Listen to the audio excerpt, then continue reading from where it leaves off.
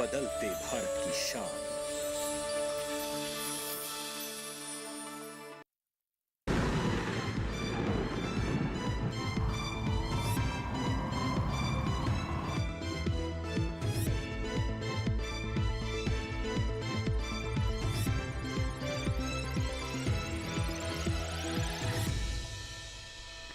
नमस्कार, आप सभी का स्वागत मौसम खबर में। मैं हूं मुकुल शर्मा।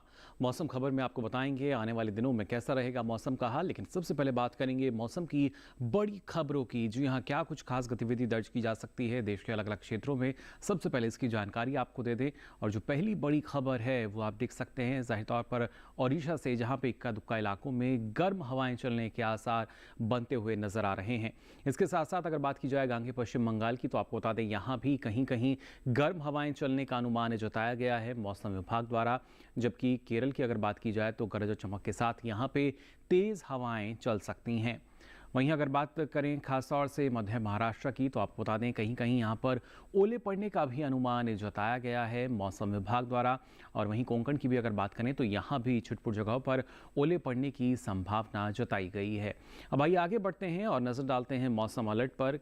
कौन से ऐसे क्षेत्र जहां पे क्या किसी तरह का अलर्ट मौसम विभाग द्वारा जारी किया गया है या नहीं, इस मैप के जरिए आपको बताते हैं। और सबसे महत्वपूर्ण, आप देख सकते हैं अलग अलग रंग जो आपको इसमें नजर आ रहे होंगे। जो हरा रंग अधिकतर जगह है, इस बात का सूचक कि इन क्षेत्रों में किसी भी तरह की कोई चेतावनी जारी नहीं की गई है। लेकिन जहां जहां आप पीला रंग देख पा रहे हैं, नजर बनाए रखने की बात कही गई है। खासतौर से अगर हम ओडिशा की बात करें, गांगे पश्चिम बंगाल की बात करें, तो गरज के साथ यहाँ ओले पड़ने का अनुमान है।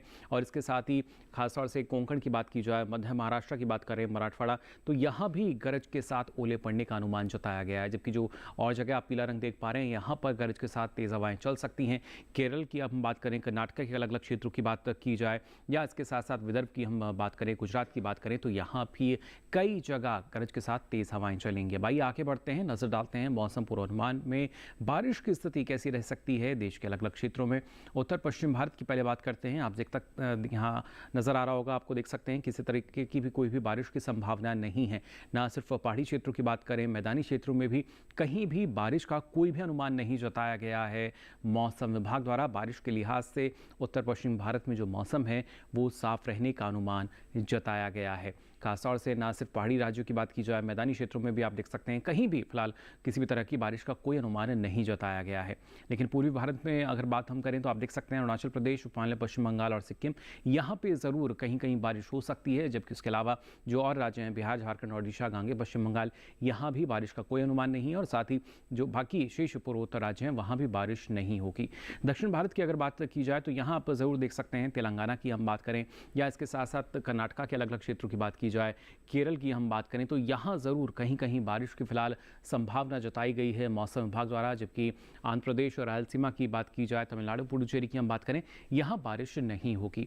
वहीं मध्य भारत की स्थिति भी आइए जान लेते हैं। आप देख सकते हैं सौराष्ट्र कच्छ की बात करें, गुजरात की बात की जाए, इसके साथ साथ कोंकण, गोवा के तमाम क्षेत्र, मध्य महाराष्ट्र, मराठवाड़ा और विदर्भ, तो यहाँ पे ज़रूर कहीं कहीं बारिश हो सकती है। जबकि जो बाकी क्षेत्र हैं मध्य भारत के, वहाँ फिलहाल बारिश का कोई अनुमान नहीं है। यानी राजस्थान, मध्य प्रदेश और छत्तीसगढ़ की बात करें, यहाँ बारिश नहीं होगी। लेकिन पिछले 24 घंटों के दौरान देखिए क्या कुछ खास गतिविधि दर्ज की गई है। मौसम की चाल आपको बता देते हैं। खासतौर से राजस्थान की अगर हम बात करें तो यहाँ पे गरज के साथ जो तेज़ हवाएं हैं वो दर्ज की गई। जबकि जम्मू कश्मीर में कुछ एक क्षेत्रों में जो बारिश की स्थिति है वो भी दर्ज की गई है पिछले 24 घंटों के दौरान। इन क्षेत्रों में ही जो खास गतिविधि है वो दर्ज की गई। जबकि जो शेष क्षेत्र हैं वहाँ पे किसी भी तरह की कोई ऐसी खास गतिविधि फिलहाल 24 घंटों के दौरान दर्ज नहीं की गई। पूर्वोत्तर राज्यों की अगर बात की जाए तो आप देख सकते हैं लगभग सभी जगह पे कहीं कहीं जो बारिश की स्थिति है वो बनती हुई नजर आई थी। फिर चाहे अरुणाचल प्रदेश की हम बात करें, असम, मेघालय, उपमहाद्वीप पश्चिम बंगाल, सिक्किम में भी, और ऐसी स्थिति हमने देखी है यहाँ पे नागालैंड, मणिपुर, मिजोरम और त्रिपुरा में भी। दक्षिण भारत की अगर बात की जाए तो आप देख सकते हैं तेलंगाना में ज़रूर कुछ एक जगह जो बारिश की स्थिति है वो दर्ज की गई। केरल में भी हमने देखा कि किस तरीके से कुछ एक जगह जो बारिश है वो दर्ज हुई। जबकि तटीय आंध्र प्रदेश में गरज चमक के साथ जो बौछारें हैं कुछ जगह वो हुई, जिसके साथ साथ तेज़ हवाएं भी यहाँ पे दर्ज की गई पिछले 24 घंटों के दौरान। जबकि मध्य भारत की अगर बात की जाए तो आप देख सकते हैं ना सिर्फ कोंकण, गोवा, मध्य महाराष्ट्र, गुजरात के अलग अलग क्षेत्र, यहाँ भी कहीं कहीं जो बारिश की स्थिति है वो दर्ज की गई, जबकि विदर्भ में गरज चमक के साथ जो तेज़ हवाएं हैं वो पिछले 24 घंटों के दौरान दर्ज की गई। तो जाना आपने क्या कुछ खास गतिविधि जो है वो दर्ज की गई है पिछले 24 घंटों के दौरान भी। लेकिन आने वाले समय में और क्या कुछ खास रहेगा मौसम में, किस तरह की परिस्थितियां बनते हुए नजर आएंगी, इसकी जानकारी आपको देंगे इस छोटे से ब्रेक के बाद। जल्द हाजिर होंगे, आप बने रहिए दूरदर्शन किसान पर।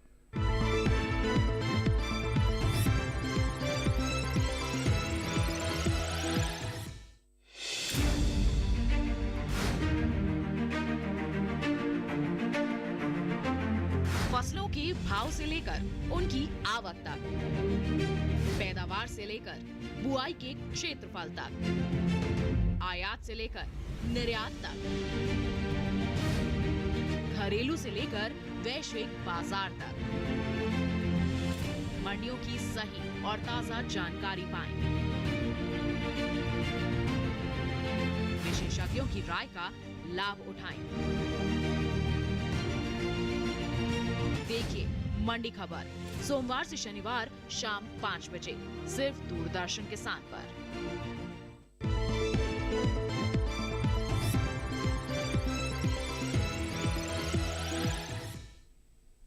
ब्रेक के बाद आप सभी का एक बार फिर स्वागत मौसम खबर में। अब आइए बात कर लेते हैं, जिस तरीके से मौसम में अलग अलग परिस्थितियां बनती हुई नजर आ रही हैं, ऐसे में तापमान में किस तरह का जो बदलाव है वो दर्ज किया जा रहा है। तापमान का हाल कैसा रहा है इसकी जानकारी आपको दे दें। पहले बात करेंगे अधिकतम तापमान के हाल की, इसमें किस तरह का बदलाव आया है। आप देख सकते हैं असम, मेघालय, नागालैंड, मणिपुर, मिजोरम, त्रिपुरा की बात की जाए या फिर खासतौर से गांगे पश्चिम बंगाल की हम बात करें तो अधिकतम तापमान यहाँ पे करीब 3 से 5 डिग्री सेल्सियस अधिक दर्ज किया गया है सामान्य तापमान के मुकाबले पिछले 24 घंटों के दौरान। जी हाँ, इन क्षेत्रों में जो तापमान है उसमें ये इजाफा देखा गया है अधिकतम तापमान में।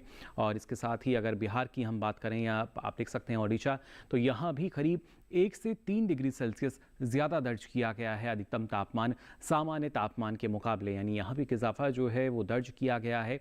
और वहीं दक्षिण भारत में आप देख सकते हैं केरल, तमिलनाडु, पुडुचेरी और तटीय आंध्र प्रदेश के अलग अलग क्षेत्र, तो यहाँ भी करीब 1 से 3 डिग्री सेल्सियस का इजाफा जो है वो अधिकतम तापमान में दर्ज किया गया है सामान्य तापमान के मुकाबले।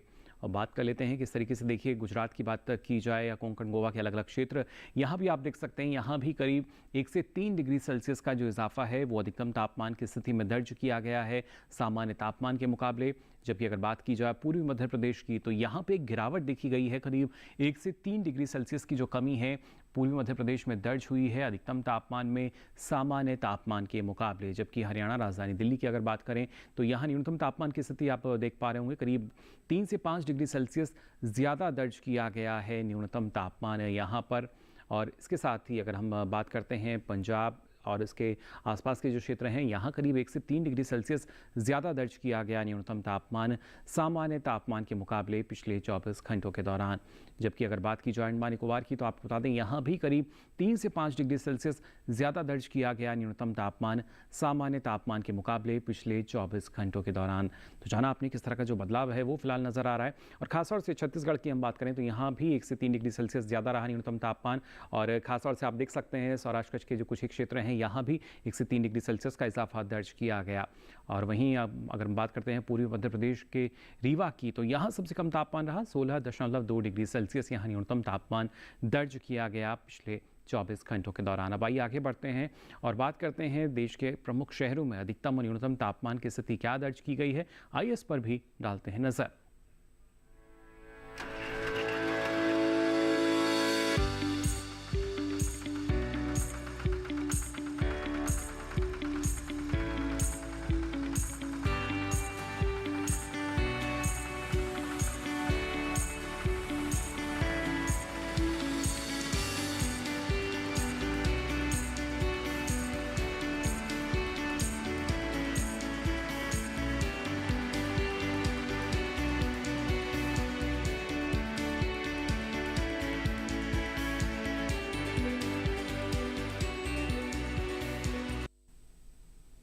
और इसी के साथ ही मौसम खबर में यहाँ वक्त हो चला एक और छोटे से ब्रेक का। ब्रेक से लौटेंगे तो आपको बताएंगे और क्या स्थिति रहेगी मौसम की आने वाले समय में। आप बने रहिए दूरदर्शन किसान पर।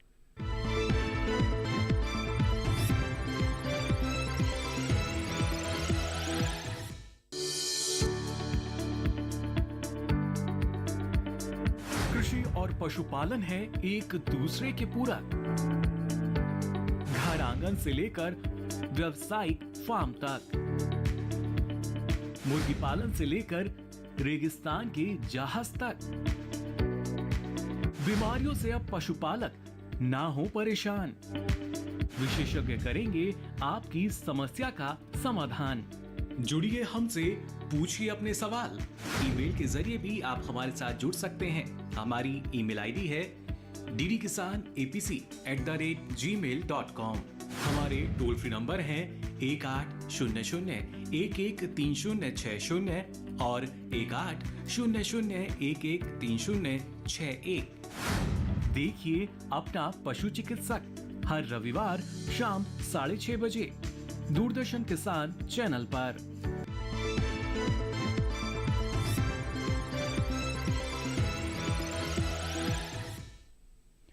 ब्रेक के बाद आप सभी का एक बार फिर स्वागत मौसम खबर में। आइए बुलेटिन में आगे बढ़ते हैं और बात कर लेते हैं देश के प्रमुख शहरों में वायु गुणवत्ता की स्थिति क्या दर्ज की गई है। जो यहाँ वायु गुणवत्ता सूचकांक के आधार पर क्या स्थिति रही है, कौन सी श्रेणी के अंतर्गत वायु गुणवत्ता दर्ज हुई है। सबसे पहले बात राजधानी दिल्ली की अगर की जाए तो 71 रहा गुणवत्ता सूचकांक, यानी एक अच्छी श्रेणी के अंतर्गत यहाँ वायु गुणवत्ता दर्ज की गई। पुणे की अगर हम बात करें तो 160 रहा गुणवत्ता सूचकांक, यानी संतोषजनक श्रेणी जो है वो यहाँ दर्ज की गई है वायु गुणवत्ता की।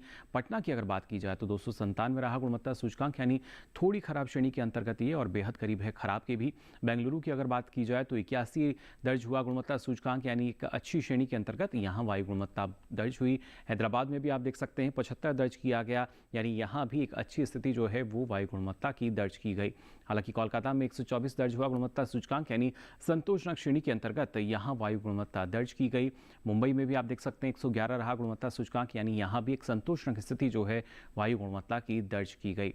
अहमदाबाद की अगर हम बात करें तो यहाँ 137 रहा गुणवत्ता सूचकांक और यहाँ भी संतोषजनक श्रेणी के अंतर्गत वायु गुणवत्ता दर्ज हुई। अब आइए आगे बढ़ते हैं, नजर डालते हैं पर्यटन पूर्वानुमान में देश के प्रमुख पर्यटन स्थलों पर अगले 4 दिन किस तरह का मौसम आपको मिलेगा। सबसे पहले बात करते हैं जम्मू कश्मीर के गुलमर्ग की। तो देखिए गुरुवार शुक्रवार 2 दिन आप देख सकते हैं कोई भी खास गतिविधि दर्ज नहीं की जाएगी, पर्यटन के लिहाज से बेहतर स्थिति। लेकिन शनिवार और रविवार में कुछ एक जगह जो बादल हैं वो जरूर छाए हुए रह सकते हैं। लेकिन ऐसे में जो अधिकतम तापमान है करीब 12 से 15 डिग्री सेल्सियस रहेगा और इसमें गिरावट जो है वो फिलहाल एक नजर आ रही है, जबकि न्यूनतम तापमान जो है करीब 4 से 5 डिग्री सेल्सियस के आसपास रहने का अनुमान जताया गया है। उत्तराखंड के मसूरी की अगर हम बात करें तो आप देख सकते हैं गुरुवार शुक्रवार शनिवार 3 दिन जो मौसम है वो पूरी तरीके से खुला हुआ नजर आ रहा है, पर्यटन के लिहाज से काफी अच्छी स्थिति। और रविवार में भी आप देख सकते हैं कुछ एक ही जगह जो बादल हैं वो छाए रह सकते हैं। अधिकतम तापमान करीब 25 से 27 डिग्री सेल्सियस रहेगा, तो न्यूनतम तापमान जो है करीब 15 से 17 डिग्री सेल्सियस के आसपास रहने का अनुमान जताया गया है अगले 4 दिनों के लिए। अब आइए आगे बढ़ते हैं और बात करते हैं उत्तर प्रदेश के वाराणसी की। तो यहाँ भी आप देख सकते हैं गुरुवार शुक्रवार शनिवार 3 दिन कुछ एक ही जगह जो बादल हैं वो जरूर छाए हुए रह सकते हैं, हालांकि बरसने की संभावना इनकी कम है। जबकि रविवार में पूरी तरीके से जो मौसम है वो साफ नजर आ रहा है, यानी पर्यटन के लिहाज से एक अच्छा दिन जो है रविवार का साबित हो सकता है। और इसके साथ ही जो अधिकतम तापमान है करीब 41 डिग्री सेल्सियस यहाँ दर्ज किया जाएगा, जबकि न्यूनतम तापमान जो है 21 से 24 डिग्री सेल्सियस रहेंगे। बिहार के बोधगया की अगर हम बात करें तो यहाँ आप देख सकते हैं गुरुवार को मौसम खुला रहेगा, जबकि शुक्रवार शनिवार 2 दिन कुछ एक ही जगह जो बादल हैं छाए रह सकते हैं। तो रविवार में एक बार फिर से मौसम खुला हुआ नजर आ रहा है, लेकिन जो अधिकतम तापमान है करीब 39 से 40 डिग्री सेल्सियस के आसपास रहेगा, जबकि न्यूनतम तापमान जो है 19 से 22 डिग्री सेल्सियस के आसपास रहने की संभावना जताई गई है बोधगया के लिए अगले 4 दिनों के लिए। तो जाना आपने किस तरह का मौसम आपको यहाँ मिल सकता है। खासतौर से असम के सिलचर की अगर बात की जाए तो देखिए गुरुवार में यहाँ पे कोहरे की जो स्थिति है वो कुछ एक क्षेत्रों में बनती हुई नजर आ रही है, जबकि शुक्रवार शनिवार रविवार फिर अगले 3 दिन की अगर बात करें तो कुछ एक ही जगह जो बादल हैं वो छाए हुए रह सकते हैं। जबकि अधिकतम तापमान इस दौरान करीब 32 से 36 डिग्री सेल्सियस रहेगा और वहीं न्यूनतम तापमान करीब 19 से 21 डिग्री सेल्सियस बने रहने की संभावना मौसम विभाग द्वारा जताई गई है। अब आइए बात कर लेते हैं सिक्किम के गंगटोक की। तो यहाँ भी आप देख सकते हैं गुरुवार से लेकर रविवार तक एक जैसी स्थिति है, चारों ही दिन कुछ एक जगह जो बादल हैं वो ज़रूर छाए हुए रह सकते हैं गंगटोक के अलग अलग क्षेत्रों में। जबकि ऐसे में अधिकतम तापमान जो है 23 से 25 डिग्री सेल्सियस रहेगा, न्यूनतम तापमान भी करीब 14 से 15 डिग्री सेल्सियस बने रहने का अनुमान जताया गया है भारत मौसम विज्ञान विभाग द्वारा। तो जान लिया आपने यहाँ किस तरह का मौसम फिलहाल आपको मिल सकता है। अब आगे बढ़ते हैं, तेलंगाना के निज़ामाबाद की अगर बात की जाए तो आप देख सकते हैं यहाँ भी गुरुवार से लेकर रविवार तक चारों ही दिन एक जैसी स्थिति है। कुछ ही की जगह जो बादल हैं वो छाए हुए रह सकते हैं, बाकी जगह मौसम साफ रहने की भी संभावना है। और ऐसे में जो अधिकतम तापमान है इजाफा उसमें हम देख रहे हैं 40 से 41 डिग्री सेल्सियस तक ये पहुंचेगा, तो न्यूनतम तापमान भी करीब 25 से 26 डिग्री सेल्सियस के आसपास बने रहने की संभावना जताई गई है मौसम विभाग द्वारा अगले 4 दिनों के लिए। अब आइए बात करते हैं तमिलनाडु के ऊटी की, तो ऊटी में भी आप देख सकते हैं गुरुवार, शुक्रवार, शनिवार, रविवार चारों ही दिन एक जैसी स्थिति है। कुछ एक ही जगह जो बादल हैं वो छाए रहने का अनुमान है। और ऐसे में जो अधिकतम तापमान है करीब 25 डिग्री सेल्सियस, जबकि न्यूनतम तापमान करीब 11 डिग्री सेल्सियस रह सकता है। तो तापमान की बात की जाए, मौसम की बात की जाए, कोई भी बड़ा बदलाव इसमें फिलहाल नज़र नहीं आ रहा। यानी जो मौसम है वो आपने जान लिया है यहाँ पे आपको किस तरह का मिल सकता है। महाराष्ट्र के औरंगाबाद की अगर बात करें तो आप देख सकते हैं गुरुवार, शुक्रवार 2 दिन बारिश की स्थिति जो है वो सीधे तौर पे बनती हुई यहाँ नज़र आ रही है, जबकि फिर अगले 2 दिन यानी शनिवार और रविवार की अगर हम बात करें वहाँ ज़रूर मौसम खुला हुआ नज़र आ रहा, पर्यटन के लिहाज से एक बेहतर स्थिति है। जबकि जो अधिकतम तापमान है करीब आप देख सकते हैं 36 से 40 डिग्री सेल्सियस के आसपास ये रहेगा, तो न्यूनतम तापमान 19 से 20 डिग्री सेल्सियस के आसपास बने रहने का अनुमान जताया गया है अगले 4 दिनों के लिए। अब बात करते हैं गुजरात के अहमदाबाद की, तो आप देख सकते हैं गुरुवार और शुक्रवार को 2 दिन कुछ एक जगह जो बादल हैं वो ज़रूर छाए रह सकते हैं, जबकि शनिवार, रविवार की अगर बात की जाए तो मौसम पूरी तरीके से साफ नज़र आ रहा है यहाँ पर।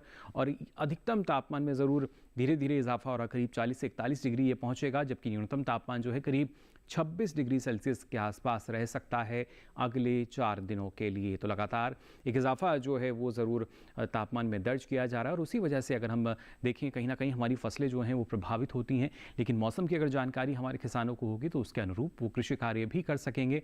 ऐसे में मौसम को ध्यान में रखते हुए जो किसान हैं वो कौन कौन से कृषि कार्य अपनी फसलों में कर सकते हैं, आइए जान लेते हैं इस रिपोर्ट में।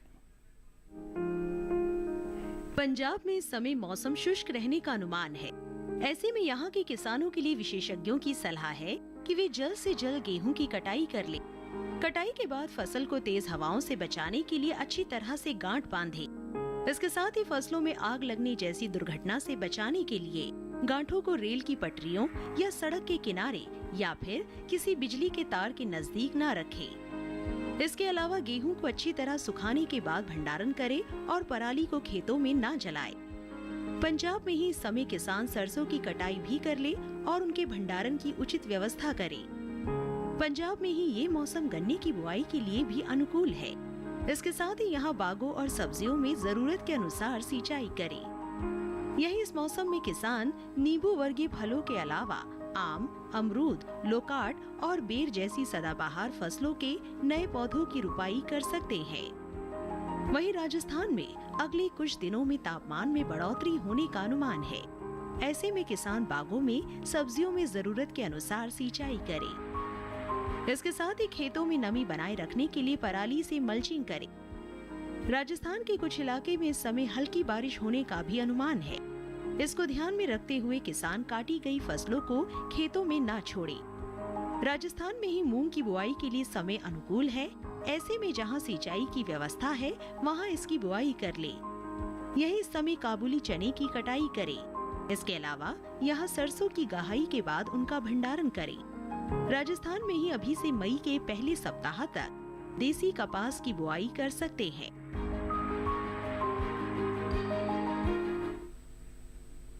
तो जाना आपने कौन कौन से कृषि कार्य आप अभी कर सकते हैं।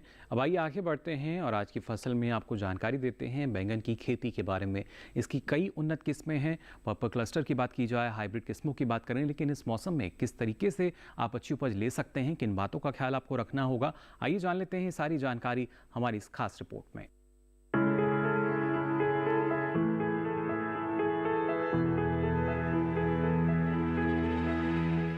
ये समय बैंगन की बुआई के लिए अनुकूल है। बैंगन की बुआई करने से पहले खेतों को अच्छी तरह तैयार कर ले।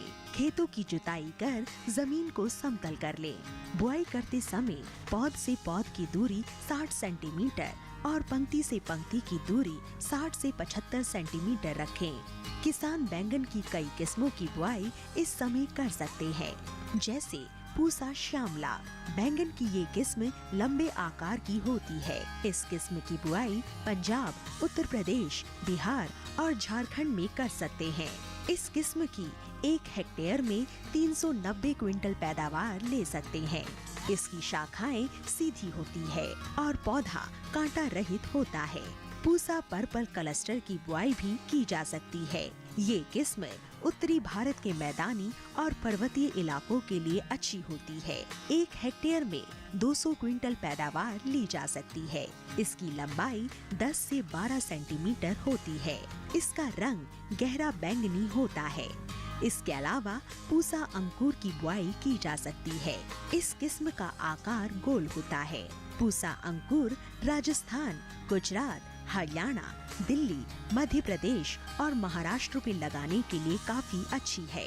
1 हेक्टेयर में 350 क्विंटल फसल ली जा सकती है।